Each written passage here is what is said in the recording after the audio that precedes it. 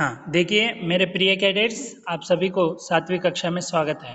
जैसे कि 7वीं कक्षा में जो है आपका PT2 का परीक्षाएं चली थी, तो उसके अंतर्गत आज हम क्या करेंगे, प्रश्नोत्तर पर चर्चा करेंगे। ठीक है, प्रश्न पत्रिका थी, उसके किस तरह आंसर लिखे जाते हैं उसका हम चर्चा आज करने वाले हैं। तो देखिए पहला प्रश्न था, निम्नलिखित गद्यांश को पढ़कर नीचे दिए प्रश्नों के उत्तर लिखिए।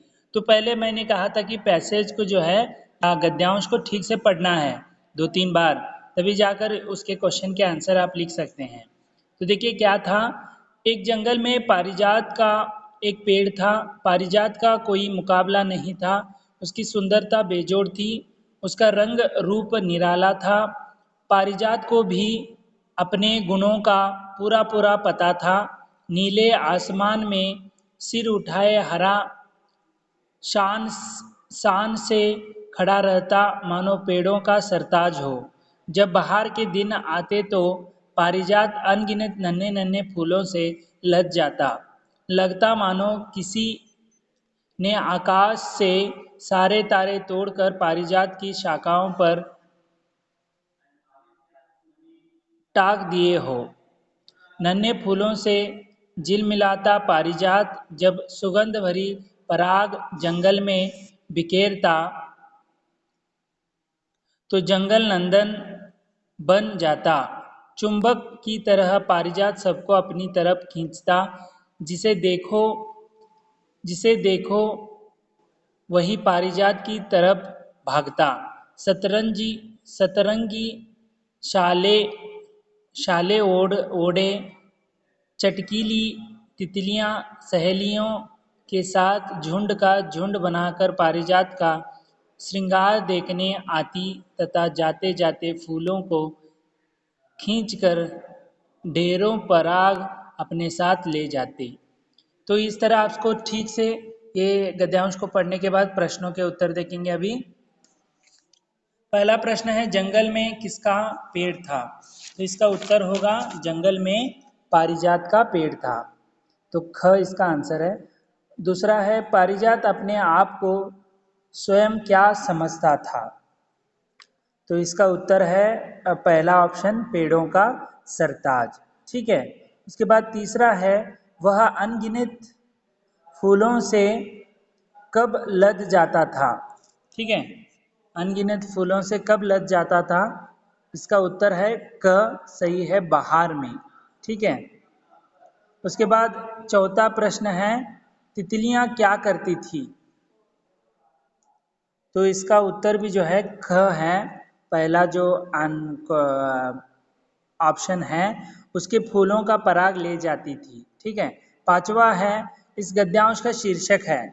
तो देखिए इसका शीर्षक इस प्रकार है कि पारिजात पेड़ों का सरताज। ठीक है, उसके बाद मैंने एक कविता दी थी आपको, जैसे जग जीवन में जो जो चीर महान सौंदर्यपूर्ण और सत्य प्राण, मैं उसका प्रेमी बनूं नाथ, जिससे मानव हित हो समान, जिससे जीवन में मिले शक्ति, छोटे भय संशय अंध भक्ति, मैं वह प्रकाश बन सके नाथ, मिले जावे जिसमें अखिल व्यक्ति। ठीक है, इस तरह मैंने कविता दी थी, छोटी सी, बहुत ही अच्छी कविता थी। तो इसके बहुविकल्पीय प्रश्न इस प्रकार हैं। तो देखिए, कवि ने चीर महान किसे कहा है? तो यहाँ पर इसका उत्तर होगा ईश्वर को। ठीक है, इसका उत्तर होगा ईश्वर को। यहाँ पर कविता ऐसी ही होती है, उसे भावार्थ को समझना होता है।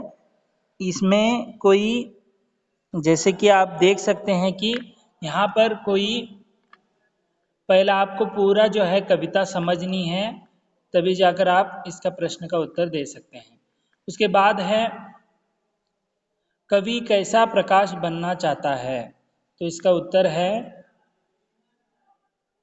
जिसमें मनुष्य सभी भेदभाव भूलकर एक हो जाते हैं। तो दूसरा प्रश्न का उत्तर है घ, फोर्थ ऑप्शन। तीसरा प्रश्न है कवि ने अकील व्यक्ति का प्रयोग क्यों किया है?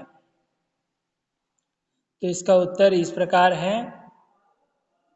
पहला ऑप्शन है कवि समस्त विश्व के व्यक्तियों की बात करना चाहता है। उसके बाद है चौथा प्रश्न, कवि ने कविता की पंक्तियों के अंत में विस्मय आदि बोधक चिन्ह प्रयोग किए क्यों किया है? विस्मय आदि यानी आश्चर्यचकित वाला, ठीक है। तो इसका चौथा प्रश्न का उत्तर है दूसरा ऑप्शन, कवि अपनी इच्छा प्रकट कर रहा है, ठीक है। और पांचवा प्रश्न है कविता का मूल भाव क्या है? तो इसका उत्तर इस प्रकार है, विश्व परिवार की भावना यानी एकता की भावना। तो इस तरह भावना हो, मूल भावना या शीर्षक, ऐसे मैंने जब आपको अपठित गद्यांश अपठित पद्यांश पढ़ाते समय बताया था। नीचे दिए गए प्रश्नों के उत्तर लिखिए। अशोक चक्र का रंग कौन सा है? अशोक चक्र का रंग है नीला। और दूसरा प्रश्न है राष्ट्रगीत किसने लिखा है? राष्ट्रगीत रविन्द्रनाथ टैगोर ने लिखा है, ठीक है। उसके बाद अशोक चक्र में कितने तिलियां हैं? दूसरा देखिए, राष्ट्रगीत जो है रविन्द्रनाथ टैगोर ने लिखा है, वंदे मातरम बंकिम चंद्र चटर्जी लिखा है, लेकिन आपने थोड़े लोगों ने बंकिम चंद्र चटर्जी, ये गलत होता है। अशोक चक्र में कितने तिलियां हैं? तो उत्तर है चौथा 24 तिलियां। थाली का आकार कैसा है? चांद सा है, ठीक है, चांद सा आकार है। लाल किले के पास कौन सा मस्जिद है? तो इसका उत्तर है दूसरा ऑप्शन, जामा मस्जिद। उसके बाद नीचे दिए गए उपसर्गों का सही विकल्प लिखिए। जो शब्दांश किसी शब्द के आरंभ में लगते हैं तो उसे क्या कहते हैं? उपसर्ग। तो सी ऑप्शन ही तीसरा ऑप्शन है उपसर्ग। चौथा है पराजय शब्द का उपसर्ग विच्छेद इस प्रकार है। तो इसका सही उत्तर है दूसरा ऑप्शन, परा जमा जय, पराजय, ठीक है। तीसरा प्रश्न है निवास शब्द का उपसर्ग विच्छेद इस प्रकार है, निवास का। इसका सही उत्तर है चौथा ऑप्शन, नी प्लस वास, निवास, ठीक है। उसके बाद चौथा है अनुशासन शब्द का उपसर्ग विच्छेद इस प्रकार है। अनुशासन, अनु प्लस शासन, पहला ऑप्शन सही है, ठीक है। उसके बाद कमजोर शब्द का उपसर्ग विच्छेद इस प्रकार है, कम जमा जोर कमजोर, ऐसे होता है। तो इसका सही उत्तर है दूसरा ऑप्शन। उसके बाद प्रश्न संख्या 5, नीचे दिए गए प्रत्यय शब्दों का सही विकल्प लिखिए, ठीक है। प्रत्यय, अभी लड़ाई शब्द में किस प्रत्यय का प्रयोग हुआ है? लड़ाई में आई प्रत्यय, यानी फर्स्ट ऑप्शन इज करेक्ट। दूसरा है कठिनाई शब्द में किस प्रत्यय का प्रयोग हुआ है? तो कठिनाई में आई का प्रयोग हुआ है, तो इसका सही उत्तर है क, यानी पहला ऑप्शन ही करेक्ट है। उसके बाद वास्तविक शब्द में किस प्रकार प्रत्यय का प्रयोग हुआ है? इक प्रत्यय, यानी दूसरा ऑप्शन सही है, इक। तो उसके बाद सामाजिक शब्द में किस प्रत्यय का प्रयोग हुआ है? तो इसका सही उत्तर है वास्तविक में इक प्रत्यय का, नहीं, सामाजिक में इक प्रत्यय का प्रयोग हुआ है, इक, सामाजिक, इक, ठीक है। जी में, ज में ई की मात्रा मिली हुई है, जी का इक, ठीक है, इक, ये सही है। उसके बाद पांचवा है भारतीय शब्द में किस प्रत्यय का प्रयोग हुआ है? तीय, तीय में देखिए दीर्घ होने के कारण ईय प्रत्यय लगता है, तो पहला ऑप्शन सही है। उसके बाद छठा प्रश्न है, नीचे दिए गए विलोम शब्दों का सही विकल्प लिखिए। तो देखिए अमृत शब्द का विलोम शब्द है विष। दूसरा ऑप्शन विष। उसके बाद दूसरा है वरदान शब्द का विलोम शब्द है, तो दूसरा ऑप्शन सही है अभिशाप।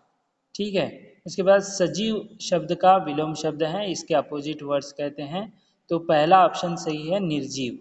उसके बाद सुखद शब्द का विलोम शब्द है, सुखद है वहाँ पर, सुख दुख, सुखद दुखद, तो तीसरा ऑप्शन सही है दुखद। उसके बाद पक्ष शब्द का विलोम शब्द है, पक्ष का विलोम शब्द होता है विपक्ष, यानी पहला ऑप्शन सही है। उसके बाद सातवां प्रश्न है नीचे दिए गए लिंग संबंधी प्रश्नों के सही विकल्प लिखिए। लिंग कहते हैं जो पुरुष या स्त्री जाति का बोध कराने वाले शब्द रूप को हम लिंग कहते हैं। ठीक है, तो पहला ऑप्शन सही है। दूसरा प्रश्न है हिंदी में लिंग कितने प्रकार के होते हैं, जैसे कन्नड़ में वगैरह 3 होते हैं, लेकिन हमारे यहाँ 2 होते हैं, जैसे यहाँ पर दूसरा ऑप्शन सही है, 2 स्त्रीलिंग और पुल्लिंग। उसके बाद तीसरा ऑप्शन है स्त्री जाति का बोध कराने वाले शब्दों को क्या कहते हैं, स्त्रीलिंग, यानी दूसरा ऑप्शन सही है।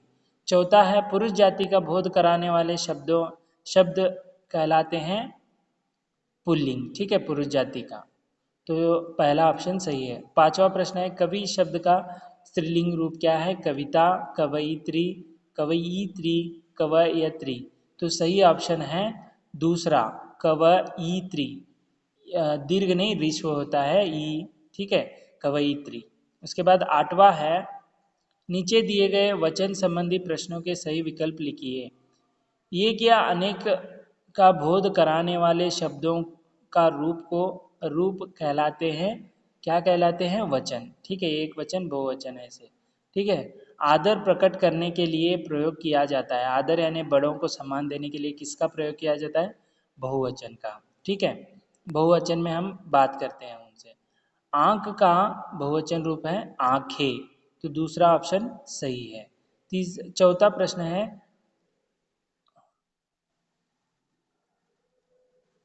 माला, माला का बहुवचन वचन परिवर्तन कीजिए, मालाएं।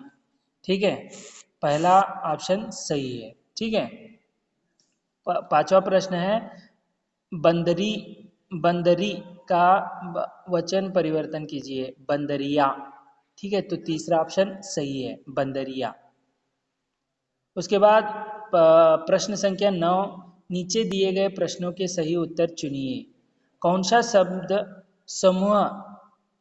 समूह अंग का पर्यायवाची शब्द है, तो यहाँ पर देखिए अंग पर्यायवाची शब्द कहे हैं, तो हमें क्या लिखना होता है अंग का, तो इसका सही उत्तर है चौथा ऑप्शन है हिस्सा, भाग और अंश। दूसरा प्रश्न है समान अर्थ बताने वाले शब्दों को हम क्या कहते हैं, समानार्थी शब्द कहते हैं, दूसरा ऑप्शन सही है। तीसरा प्रश्न है पत्नी का पर्यायवाची शब्द है, तो तीसरा प्रश्न का उत्तर है चौथा ऑप्शन भार्या, भार्या। ठीक है, तो उसके बाद अश्व का पर्यायवाची नहीं है, पर्यायवाची घोड़ा होता है, गज होता है होता है, पर्यायवाची शब्द अश्व का, घोड़ा सही है, लेकिन यहाँ पर नहीं है, तो हमें क्या लिखना था यहाँ पर, गज जो है नहीं है अश्व का पर्यायवाची शब्द, तो गज सही उत्तर है। उसके बाद बल का पर्यायवाची नहीं है, बल का देखिए शक्ति होता है, पराक्रम होता है, दम होता है, लेकिन नहीं है पूछा है पर्यायवाची, बेल जो है नहीं होता है, सही उत्तर वही है।